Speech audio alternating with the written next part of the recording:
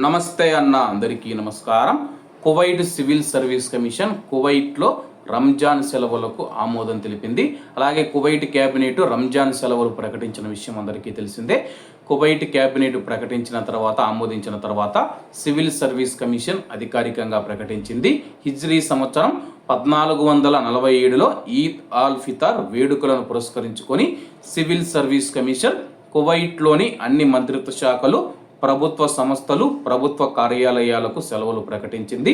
అధికారిక సెలవులను నియంత్రించే కేబినెట్ తీర్మానాలకు అనుగుణంగా జారీ చేయబడిన 2026 నాటి సర్కులర్ నెంబర్ 6ను అనుసరించి ఈ నిర్ణయం తీసుకోబడిందని చెప్పేసి, ఈ సంవత్సరం సెలవులు రంజాన్ నెల ముగింపును బట్టి ఉంటుందని చెప్పేసి, దీన్ని బట్టే ఈద్ ఆల్ ఫితర్ సెలవులు ఆధారపడి ఉంటాయని చెప్పేసి సివిల్ సర్వీస్ కమిషన్ తెలిపింది.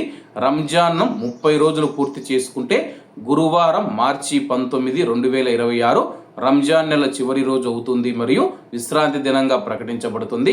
దీంతో సెలవులు గురువారం నుంచి సోమవారం వరకు పొడిగించబడతాయి. దీంతో గురువారం, శుక్రవారం, శనివారం, ఆదివారం, సోమవారం మొత్తం 5 రోజులు సెలవులు వస్తాయని చెప్పేసి, మంగళవారం మార్చి 24, 2026న అధికారిక పనులు తిరిగి కువైట్లోని అన్ని ఆఫీసులు ప్రారంభమవుతాయని చెప్పేసి, అలాగే కువైట్లో రంజాన్ 29 రోజులు ఉంటే గురువారం మార్చి 19, 2026 ఈద్ ఆల్ ఫితార్ యొక్క మొదటి రోజు అవుతూ ఉంది. గురువారం నుంచి ఆదివారం వరకు సెలవులు ఉంటాయి. అలాగే అధికారిక పనులు ఆఫీసులు మనం చూసుకుంటే సోమవారం మార్చి 23, 2026న తిరిగి ప్రారంభమవుతాయని చెప్పేసి, ప్రత్యేక కార్యాచరణ అవసరాలు కలిగిన ఏజెన్సీలు, ఆఫీసులు, సంస్థలు సెలవులను షెడ్యూళ్లను బట్టి వారి యొక్క అధికారులు నిర్ణయిస్తారని చెప్పి, ప్రజా ప్రయోజనాలకు అనుగుణంగా ఉండేలా సివిల్ సర్వీస్ కమిషన్ ఈ నిర్ణయం తీసుకుంది.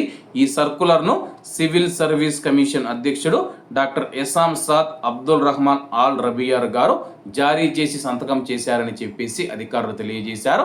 కాబట్టి అందరూ బాగుండాలి, అందులో మనం ఉండాలి. అందరికీ నమస్తే అన్న, జై హింద్.